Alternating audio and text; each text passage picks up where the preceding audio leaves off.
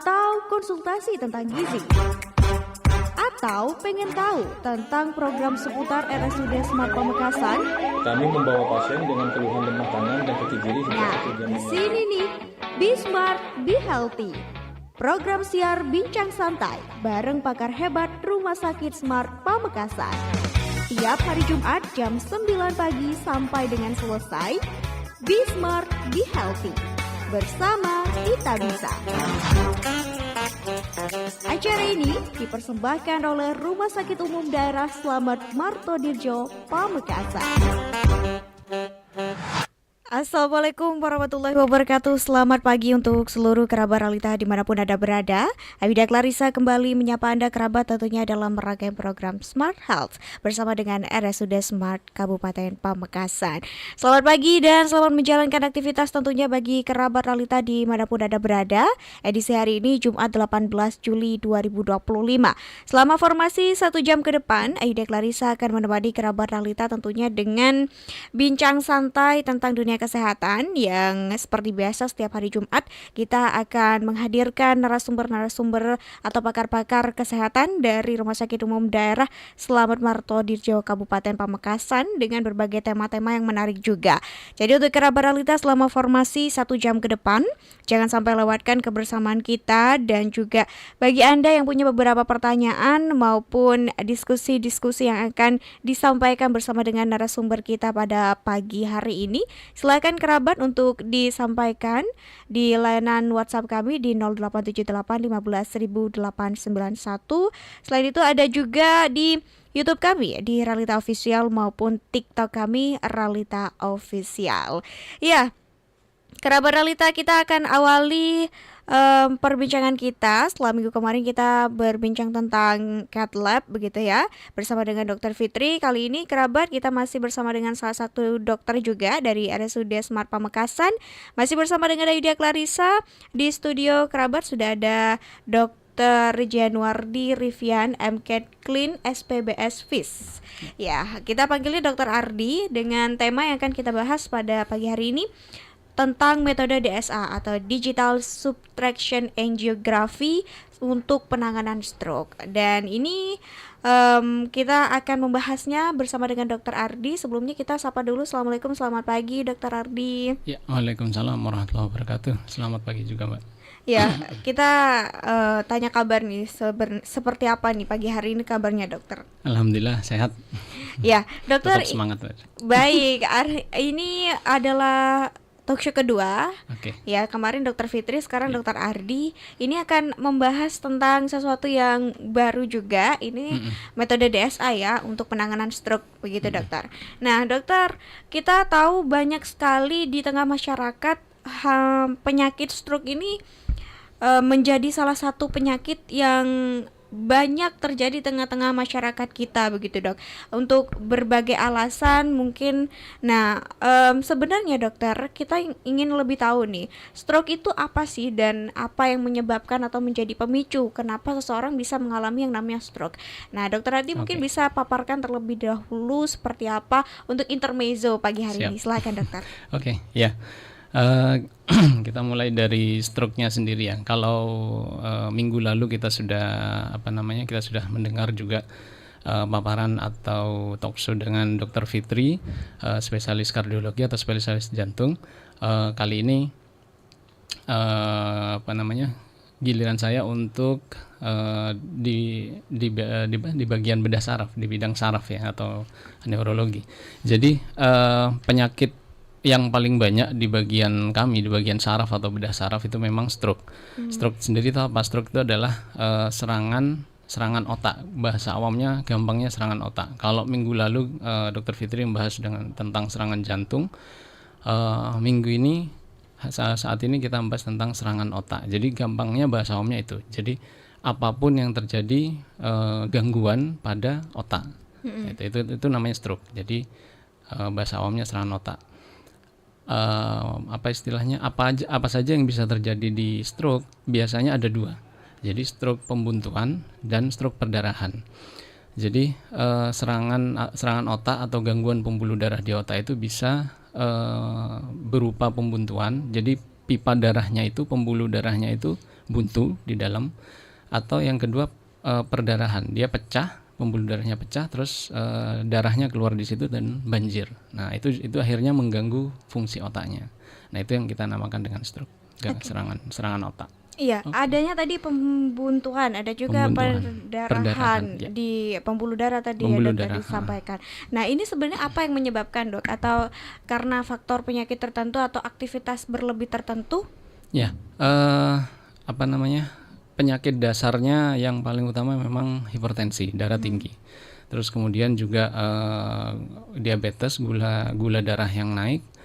Terus kemudian yang selain itu juga ada kolesterol, hiperkolesterol, baik itu kolesterol jelek atau kita sebut dengan LDL maupun trigliserida. Terus kemudian biasanya juga ini merokok. Nah itu. Terus yang terakhir biasanya yang paling sedikit ada juga kadang gejala bawaan dari sejak bayi, sejak kecil, maksudnya itu ada, tapi jarang sekali. Tapi yang paling utama yang membuat stroke ini jadi penyakit tertinggi kedua setelah serangan jantung dan sangat mematikan atau bikin cacatnya itu kadang permanen, itu tadi penyakit dasarnya hipertensi, gula darahnya naik, terus kemudian kolesterolnya tidak terkontrol dan merokok. Oke. Itu yang paling Dokter, utama. Iya, ini kan banyak yang terjadi di tengah masyarakat, tiba-tiba bangun tidur, tadi dijelaskan dokter juga di luar udah mati separuh misal badan. Nah, ini sebenarnya setiba-tiba itukah, Dok, serangan yang terjadi begitu? Ya, biasanya paling awal mungkin gejala itu biasanya ini nyeri kepala. Jadi kalau ada sesuatu dengan otak kita itu biasanya nyeri kepala. Cuman dengan nyeri kepala ini kan masih macam-macam ya, masih karena terlalu banyak pikiran itu bisa, terlalu capek itu juga bisa. Tapi kalau misalnya diobati selesai sudah, yang paling utama setelah kita tahu nyeri kepala, diobati mungkin selesai, kita jangan berhenti di situ. Kita harus benar-benar tahu apakah kita punya penyakit dasar seperti yang saya sebutkan tadi. Jadi tensi kita apakah normal, terus gula darah kita apakah normal, terus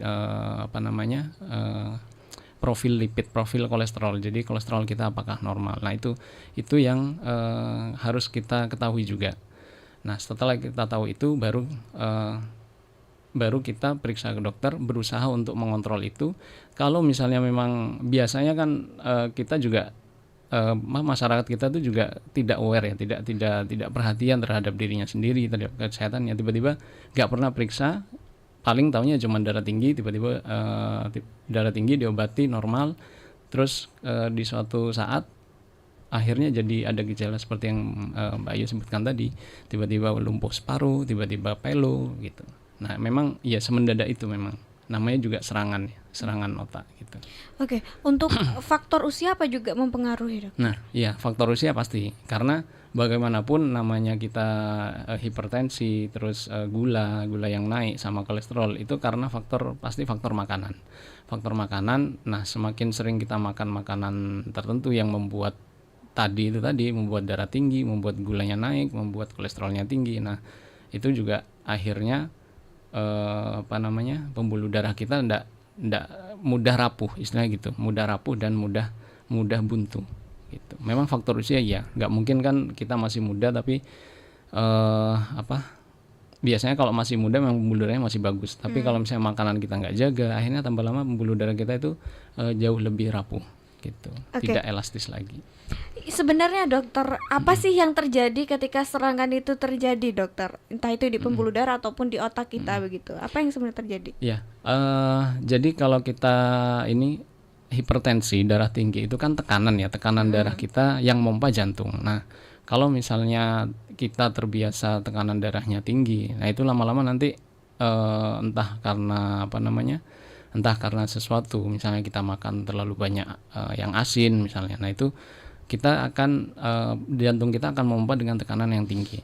Terus kemudian kita terlalu banyak makan makanan yang manis, bergula lah. Nah itu lama-lama juga darah kita itu mengandung gulanya banyak sekali. Itu sulit dipecah menjadi energi oleh endokrin kita, oleh insulin. Nah terus kemudian juga lemaknya atau kolesterolnya, kita terlalu banyak makanan berlemak, kolesterolnya terlalu banyak numpuk, akhirnya pembuluh darah kita itu banyak dilingkupi oleh plak. Kita sebut biasanya namanya plak. Jadi ibaratnya kayak gini. Pipa darah kita itu kayak selang atau pipa air lah ya, pipa PDAM. Nah, kalau kita pernah lihat di dalamnya lumutan, nah itu seperti itu plaknya kita. Plak lemak kita seperti itu.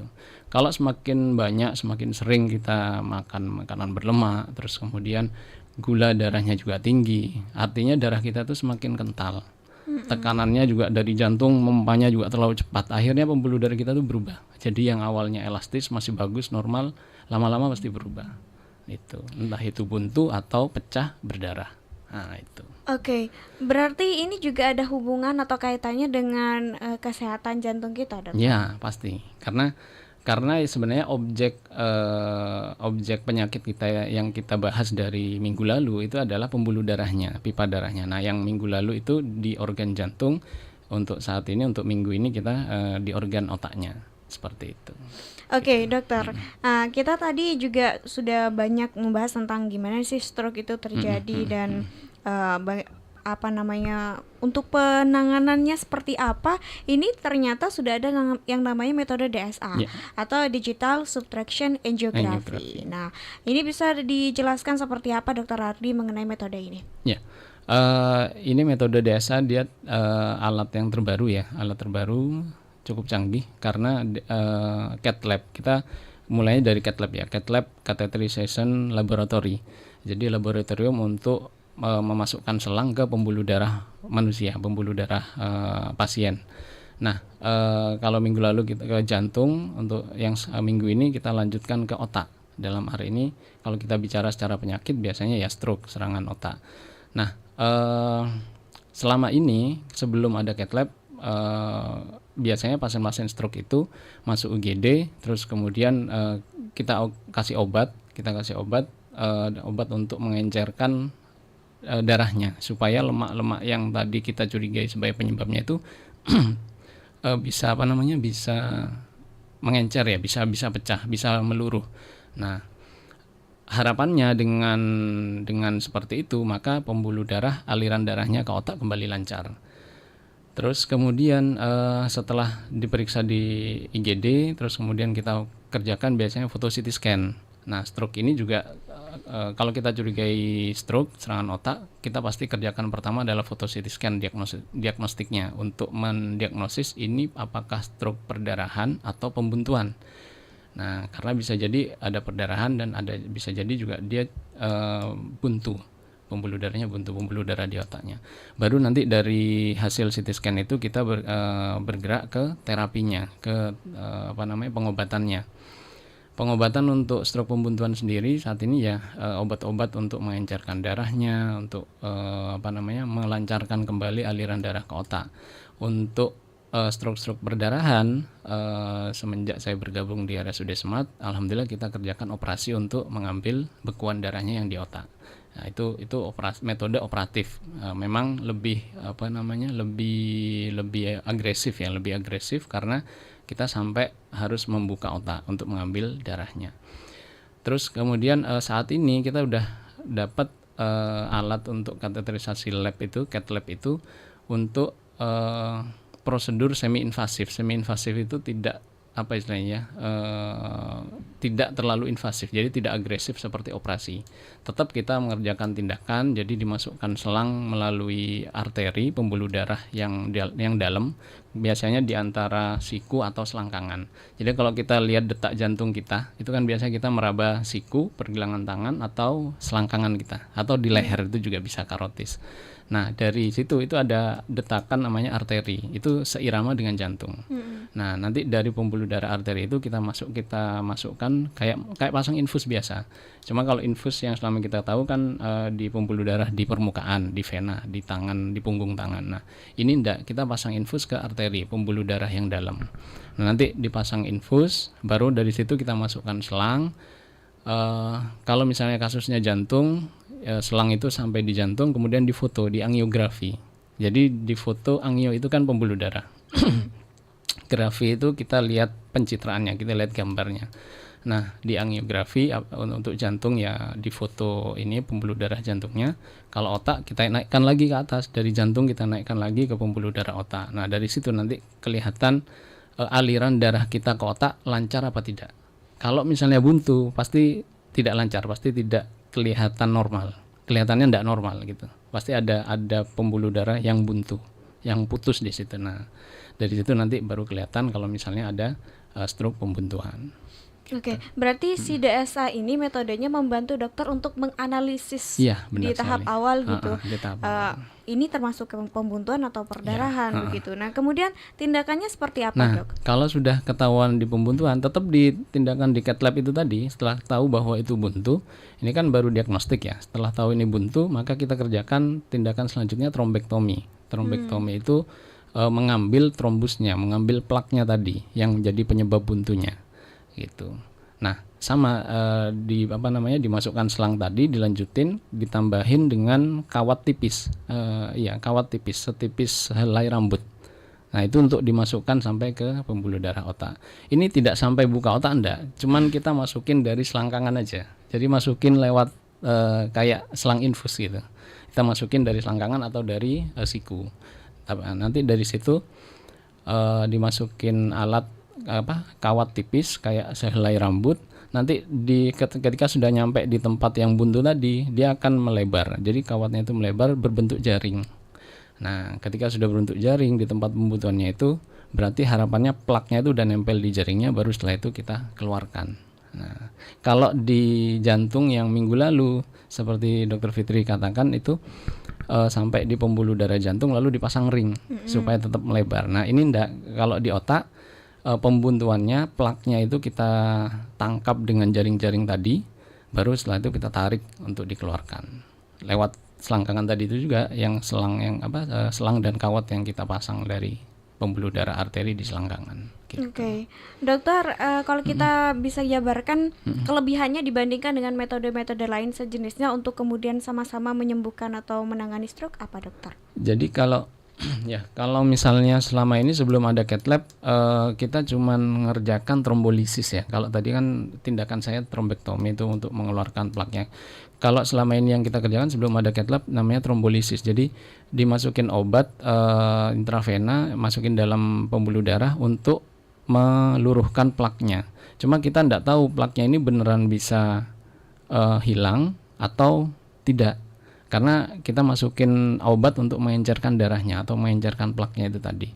Nah, itu juga kita secara hasil juga bisa dibilang memang ya bisa. Kalau misalnya dia masih onset tuh maksudnya jarak waktu antara pertama kali pasien serangan dengan sampai ke IGD sampai ke tindakan itu kalau masih awal itu masih bagus insya Allah. Tapi semakin lama semakin ditunda itu hasilnya akan semakin jelek. Artinya tidak terlalu berhasil karena plaknya sudah mengeras. Nah, itu.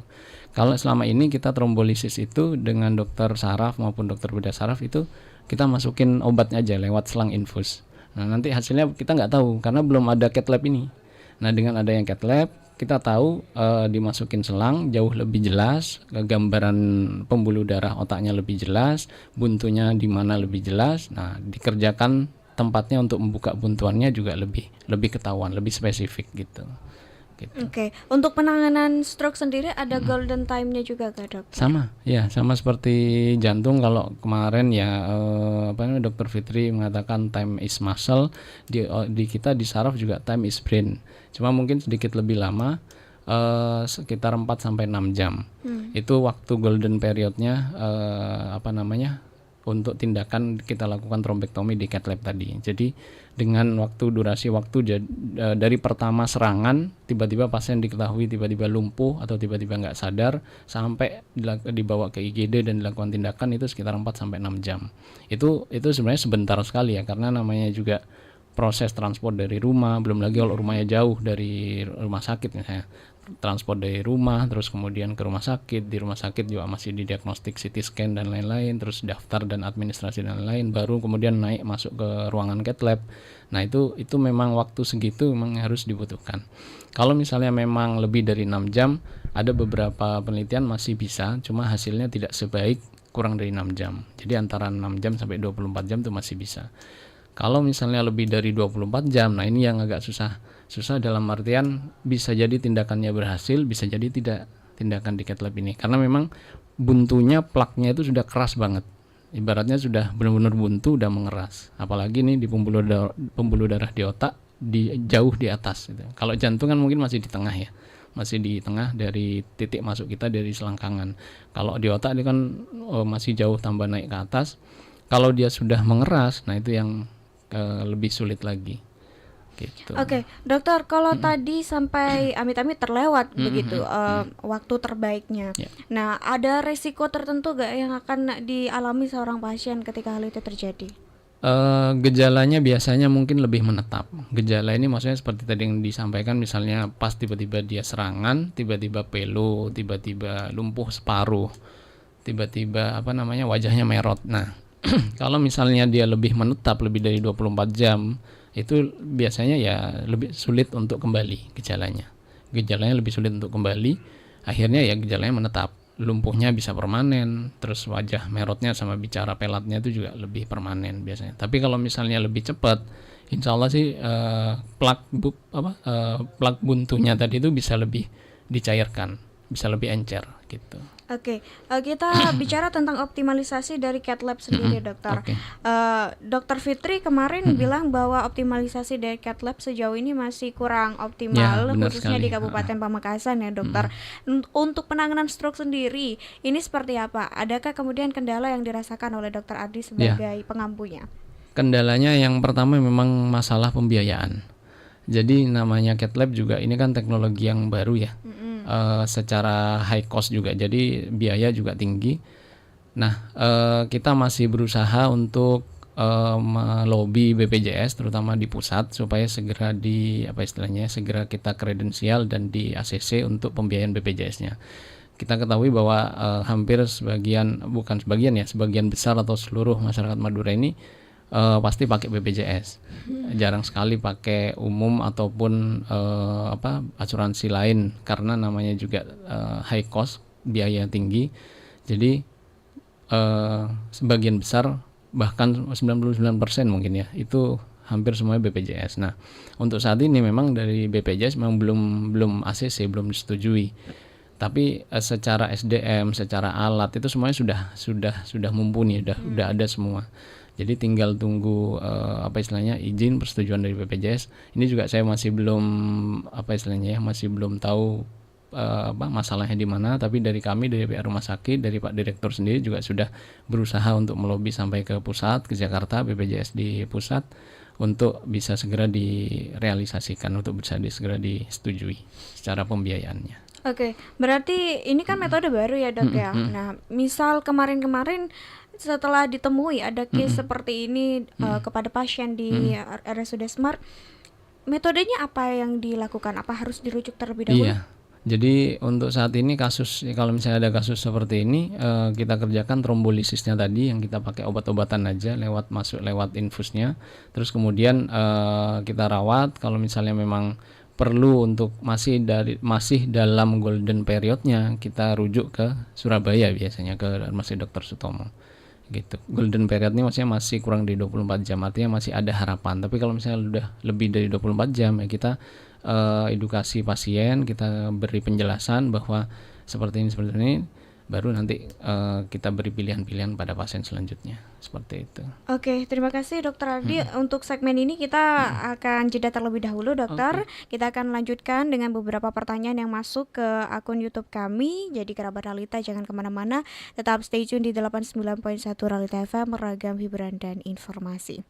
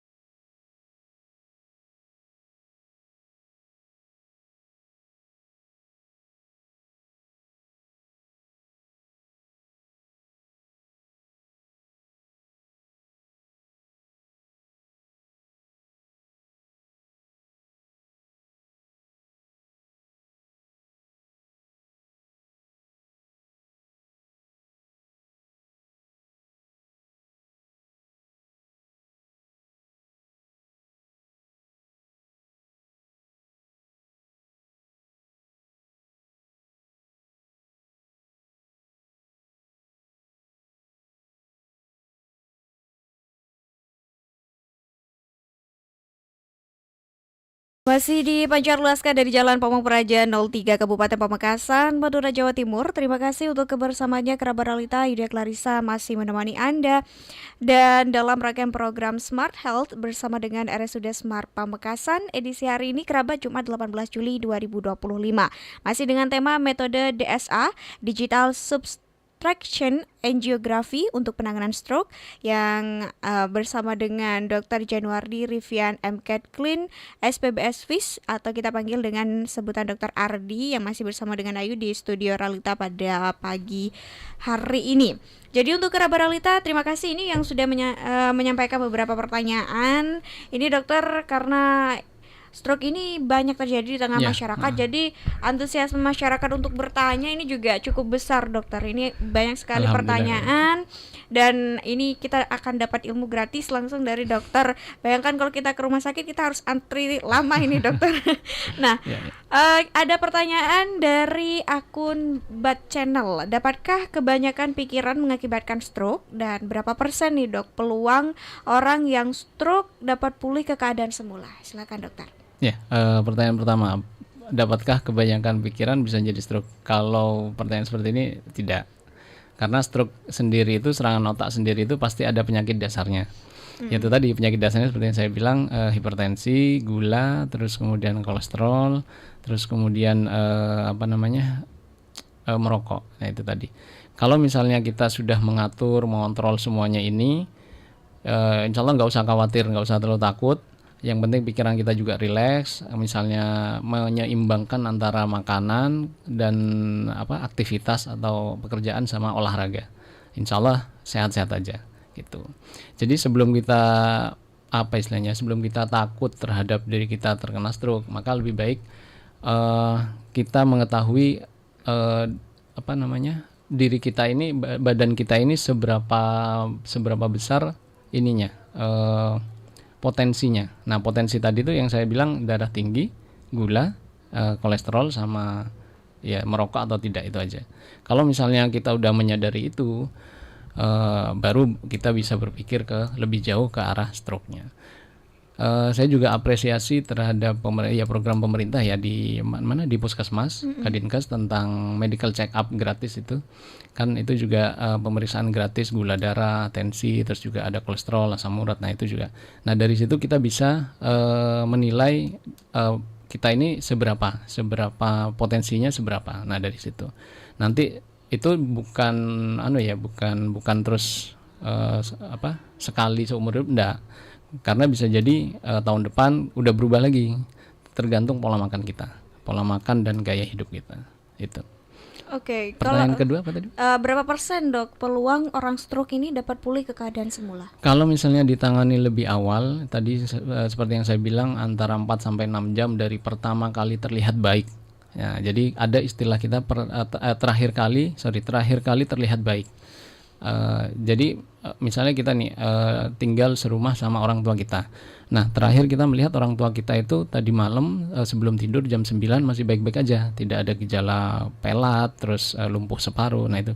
Terus tiba-tiba bangun tidur ada keluhan itu, atau misalnya pas bangun malam untuk ke kamar mandi tiba-tiba kumat, ada gejala itu. Nah, itu baru kita sebut sebagai terakhir terlihat baik.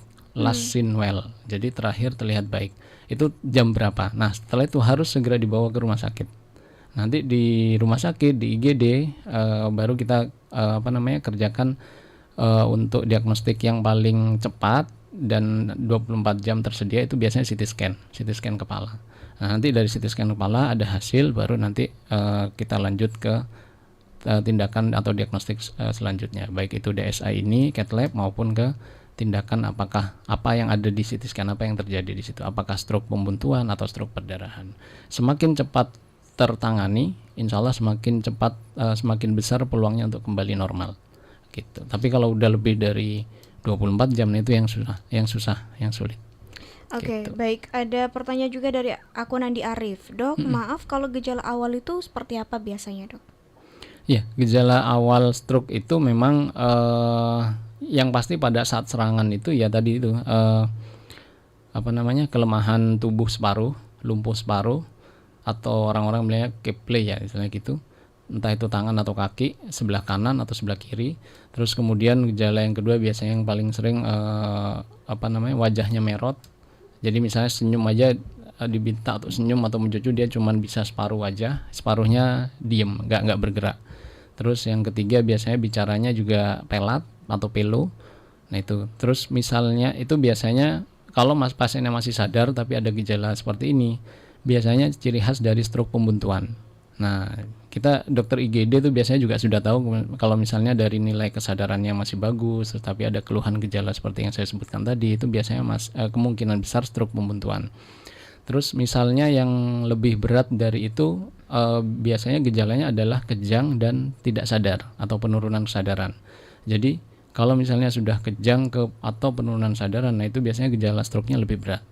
Biasanya ke arah perdarahan, stroke yang perdarahan, biasanya seperti itu. Oke, selanjutnya dokter ada pertanyaan dari akun Steve Wong. Pertolongan pertama untuk orang terkena stroke awal itu seperti apa, dok? Ya, kalau misalnya pasiennya masih sadar, tiga gejala tadi ada timbul, terus tapi pasiennya masih sadar, langsung dibawa ke rumah sakit aja. Karena kan pasien masih sadar nih. Tapi kalau misalnya memang pasiennya tidak sadar, ya sama juga sebenarnya. Pertolongan pertamanya yang paling utama itu amankan jalan nafasnya juga. Jangan sampai pasiennya tambah ngorok terus akhirnya tiba-tiba meninggal. Itu kalau pasiennya tiba-tiba ditemukan tidak sadar. Misalnya nih orang tua kita ya wallahu alam ya, mudah-mudahan enggak ya. Siapa yang serumah dengan kita tiba-tiba pagi atau subuh kita tahu tiba-tiba nggak sadar. Nah itu harus segera dibawa ke rumah sakit. Nanti di rumah sakit baru dia diperiksa oleh dokter jaganya, dan nanti ada advis tertentu untuk dikerjakan diagnostiknya, entah itu CT scan atau misalnya pemeriksaan jantung seperti itu. Oke, selanjutnya dokter ada dari akun Edi Santoso. Saya pernah dengar ada orang yang terkena stroke tapi orangnya suka olahraga gym, dan ini biasanya gara-gara apa, dok? Ya, stroke itu kan penyakit yang kompleks ya. Jadi penyebabnya juga bukan karena satu hal atau satu aktivitas tertentu, bukan seperti jatuh, kecelakaan terus tiba-tiba ada sesuatu. Kalau stroke itu perpaduan antara pola makan dengan gaya hidup. Mungkin dia suka olahraga, gaya hidupnya bagus, tapi kita tidak tahu pola makannya seperti apa. Nah, yang kedua memang ada faktor bakat atau genetik. Nah, bakat ini kalau misalnya ini yang harus kita ketahui sejak awal. Jadi misalnya gini, bakat itu hipertensi sama diabetes itu memang bakatnya diturunkan. Tapi kalau kita sudah tahu, misalnya gini, orang tua kita punya sakit diabetes sama darah tinggi. Nah, kita sebagai anak harus tahu bahwa saya juga punya bakat itu. Jangan sampai bakat ini dalam tanda petik dilatih. Dilatih dalam artian jangan sampai kita tidak menjaga pola makan. Makanannya tetap makanan yang asin, makanan manis, terus makanannya banyak, tidak terkontrol. Nah, kalau misalnya kita seperti itu, ya otomatis bakat tadi akan jadi. Nah, jadilah kita juga punya penyakit hipertensi sama diabetes. Nah, kalau kita sudah sadar bahwa kita punya bakat sakit tertentu dari orang tua kita, maka jangan sampai itu dilatih, jangan sampai itu terjadi. Ya berarti harus perbaiki pola makan sama gaya hidup tadi. Terutama yang paling saya concern memang rokok sih. Nah, itu yang sulit dihindari, tapi memang harus dipaksa untuk tidak merokok. Gitu. Oke, dokter, selanjutnya ada dari akun Nanda Amalia. Dok, orang tua saya terkena stroke ringan, apakah boleh untuk melakukan olahraga? Ya, stroke ringannya ini dalam artian ini yang saya belum tahu ya, gejalanya yang masih tersisa itu apa. Kalau ditanya apakah boleh melakukan olahraga, boleh. Tapi tetap sesuaikan dengan kemampuannya dia. Artinya semampunya aja. Yang paling bagus memang untuk kita minimal itu jalan kaki atau ya olahraga minimal jalan kaki, saya lupa berapa langkah, 1000 langkah atau minimal 30 menit.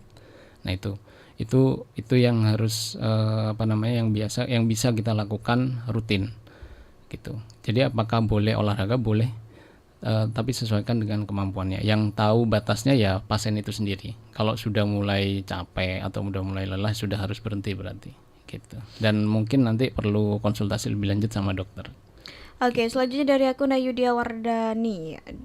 Dokter, benar nggak kalau terkena stroke itu resiko kematiannya besar? Ya, stroke itu kan serangan otak ya. Jadi dan bisa berulang. Berulang di sini dalam artian misalnya stroke pertama, stroke pembuntuan.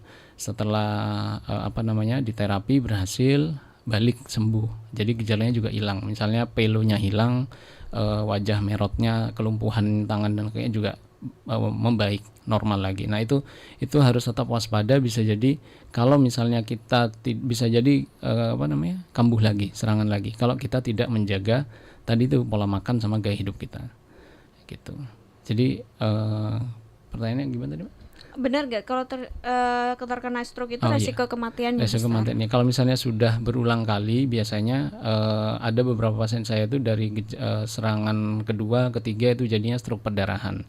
Kalau sudah stroke perdarahan biasanya itu lebih sulit, dalam artian penurunan kesadaran, tidak sadar. Nah, itu yang lebih mengarah memang jadinya ke kematian gitu.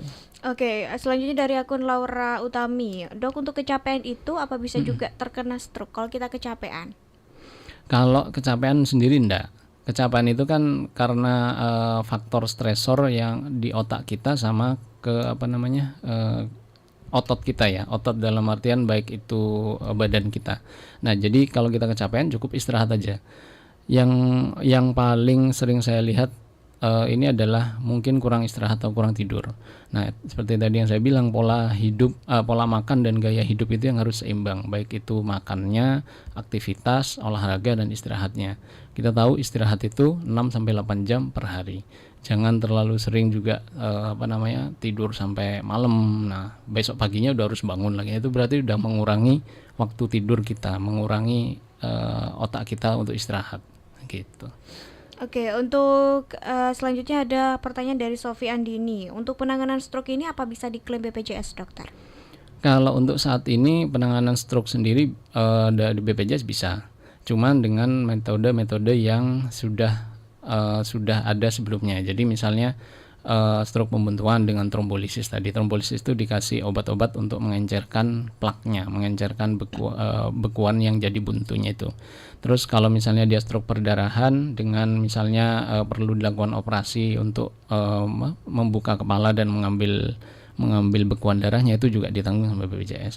Hanya untuk saat ini yang DSA tadi itu yang masih belum, karena CAT lab itu yang masih belum ditanggung sama BPJS ya. Oke, selanjutnya ada dari akun Agung Sulaiman. Dok, untuk resiko rentang terkena stroke ini dari umur berapa ya, dok? Ya, ini trennya itu mulai turun ya secara usia. Jadi turun dalam artian lebih muda untuk saat ini. Kalau dulu waktu saya masih mungkin 10 tahun atau 20 tahun yang lalu usia tua 50, 60. Sekarang udah bergeser ke usia 40 tuh bisa. Kalau kita tidak jaga pola makan, gaya hidupnya juga tidak teratur, tidak terkontrol, tidak diseimbangkan antara makan, aktivitas, olahraga dan istirahat. Nah, itu bahkan usia 40 pun bisa terkena stroke. Oke, selanjutnya ini dari Indah Permata. Suami saya sering pusing dan lelah yang berlebihan. Apa itu juga termasuk gejala stroke, dokter? Kalau pusing dan lelah berlebihan bukan gejala stroke. Tapi kita harus coba perbaiki pola gaya hidupnya dulu. Gaya hidup di sini dalam artian waktu istirahatnya, terus kemudian manajemen stresnya, baik itu stres karena pekerjaan maupun atau yang lain lah itu ya. Terus kemudian juga pola makannya juga harus dijaga gitu. Jadi kalau pusing dan capek berlebihan bukan gejala stroke. Seperti itu. Oke, itu tadi beberapa pertanyaan yang masuk dari kerabat Ralita. Dokter, kita balik lagi ke bagaimana metode DSA ini. Nah, ini metodenya sebenarnya, dok, ketika dilakukan begitu, tingkat keberhasilannya itu kalau bisa dipresentasekan seperti apa, dok?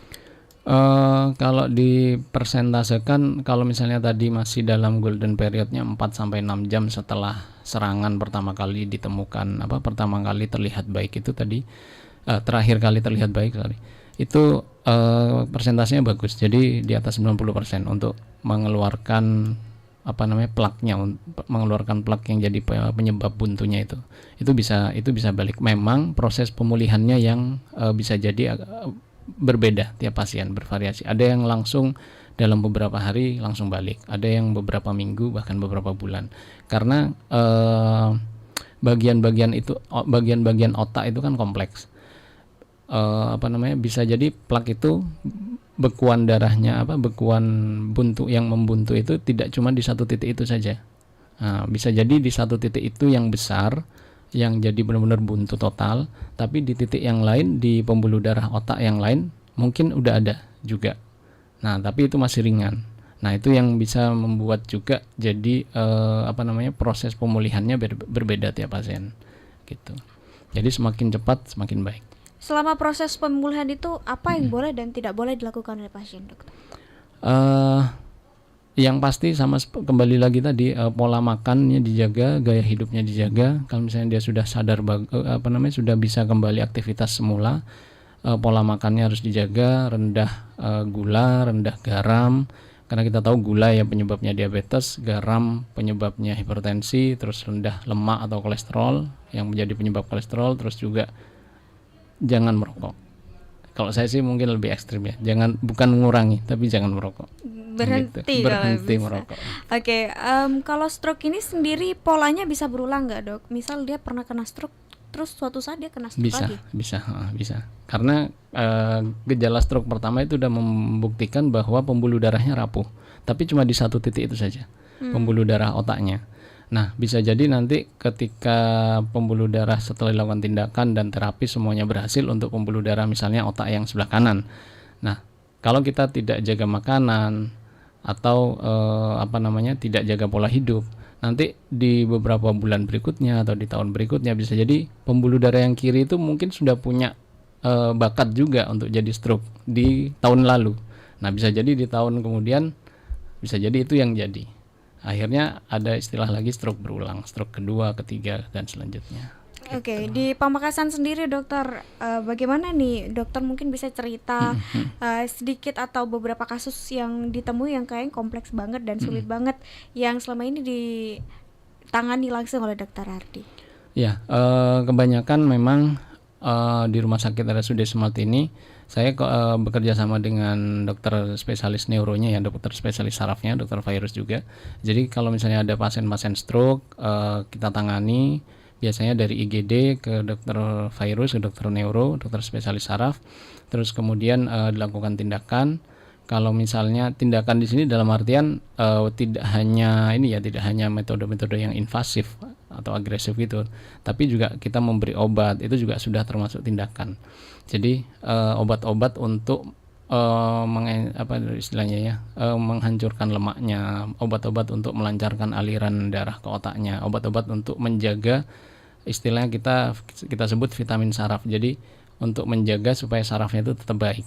Nah, itu tetap kita kasihkan. Kemudian kalau misalnya memang selama ini yang kita kerjakan yang lebih, kalau saya sih lebih spesifik ke kasus-kasus yang pasien stroke perdarahan dengan pasien yang sudah tidak sadar, terus kemudian mungkin kejang. Nah, itu biasanya stroke-nya lebih berat ke arah stroke perdarahan dan mungkin beberapa butuh tindakan untuk operasi. Nah, operasi untuk mengambil bekuan darahnya, seperti itu. Oke. Dokter, kalau saya salah mungkin bisa dikoreksi ya, dokter. Nah, untuk kasus yang misal ada seorang terkena stroke sampai dia kemudian total seluruh tubuhnya nggak bisa digerakkan dalam waktu bertahun-tahun. Nah, ini case-nya seperti apa biasanya? Biasanya kalau misalnya total tubuhnya nggak bisa digerakkan, itu kena ke pembuluh darah utama di otaknya. Nah, kalau misalnya sudah seperti itu biasanya memang gejalanya lebih berat, terus kemudian biasanya juga mempengaruhi otak yang mengatur kesadaran. Nah, kalau udah seperti itu biasanya lama-lama akan tidak sadar, terus mungkin akan meninggal. Biasanya seperti itu. Tapi kalau misalnya stroke-nya ini kena ke pembuluh darah yang lebih tepi, lebih ke pinggir, nah itu biasanya pasiennya masih sadar, cuman otak yang mati, yang tidak teraliri darah tadi itu yang tidak bekerja.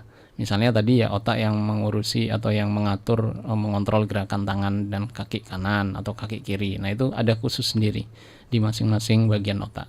Atau yang mengatur bicara. Nah, biasanya memang di bagian otak yang itu tadi, yang mengatur bicara, mengatur gerakan, yang paling banyak terjadi stroke perdarahan ataupun stroke pembuntuan gitu. Oke, itu biasanya lebih lama proses penyembuhan atau bahkan tidak bisa disembuhkan, dokter?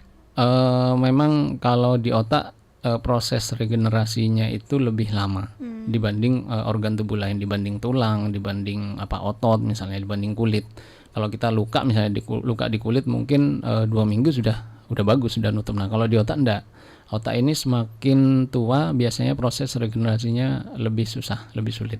Beda dengan waktu masih bayi, masih anak-anak, masih muda, itu proses regenerasi tumbuhnya otak itu masih bagus. Jadi misalnya ada sesuatu, misalnya kecacatan di otak, biasanya kalau masih muda masih bagus, biasanya bisa kembali lagi. Cuma waktunya pemulihannya itu bervariasi tiap pasien, karena tergantung beratnya sakitnya, sama tergantung faktor usia juga dan faktor gizinya gitu. Oke, Dokter Ardi, terakhir mungkin bisa disampaikan harapan ataupun imbauan kepada masyarakat untuk lebih aware terhadap berbagai gejala-gejala dari stroke supaya tidak sampai terkena stroke begitu. Ya, harapan saya terutama ya untuk fasilitas cath lab ini kan sudah alhamdulillah sudah ada mungkin sekitar 6 bulan ini sudah diresmikan ya. Jadi harapannya memang supaya bisa tercover BPJS. Jadi supaya bisa lebih memberikan manfaat yang lebih banyak untuk masyarakat Pamekasan. Terus kemudian untuk harapan untuk masyarakat Pamekasan, terutama pasien-pasien yang ini, kita harus jaga pola makan dan gaya hidup sehat. Jadi menyeimbangkan antara makanan, aktivitas, kemudian olahraga dan istirahat. Terus makanan itu memang harus dijaga, jangan benar-benar kita tahu kandungannya. Jadi misalnya kita tahu bahwa kita punya bakat hipertensi, maka kurangi makan makanan yang asin atau bergaram. Misalnya kita tahu bahwa kita punya bakat diabetes, kita harus mengurangi gula. Bagaimanapun memang rasanya mungkin ya lebih tawar ya, lebih nggak enak, tapi untuk kesehatan kita maka harus kita perjuangkan. Gitu. Oke, terima kasih Dr. Januardi Rivian, MCAT Clean SPBS FIS yang sudah hadir pada pagi atau menjelang siang hari ini dalam program Smart Health. Dan terima kasih juga untuk berbagai ilmunya dokter. Semoga lain kali kita bisa berdiskusi lagi. Dan untuk kerabat Realita, terima kasih banyak untuk berbagai pertanyaan dan berbagai respon positifnya. Saya Ayuda Clarissa harus pamit undur diri. Stay healthy dan keep positif. Wassalamualaikum warahmatullahi wabarakatuh.